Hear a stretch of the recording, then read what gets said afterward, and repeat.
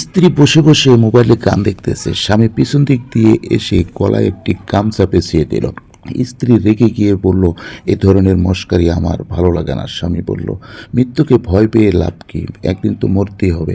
স্ত্রী মাথা নিচু করলো। স্বামী বলল, দাঁড়াও, তোমার জন্য আমি একটা জিনিস নিয়ে আসতেছি।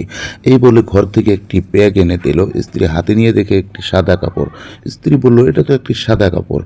স্বামী বলল, সাদা কাপড় দেখে ভয় পেয়ে লাভ আছে, একদিন তো এই সাদা কাপড়ই তোমার পরতে হবে। তখন স্বামী তার স্ত্রীকে বলল, চলো আমরা এক জায়গা থেকে ঘুরে আসি। তখন এক কবরস্থানের পাশ দিয়ে যাচ্ছে, স্ত্রীকে ধাক্কা দিয়ে কবরে ফেলে দিও। স্ত্রী কবরে নেমে বলতেছে, তুমি আমাকে এখানে ফেলে দিলে কেন? স্বামী বলতেছে, কবরে পড়ে গিয়ে ভয় পেয়ে লাভ আছে, একদিন তো তোমার এই কবরেই থাকতে হবে। এমতো অবস্থায় সামনে তাকিয়ে দেখে কে যেন মারা গিয়েছে।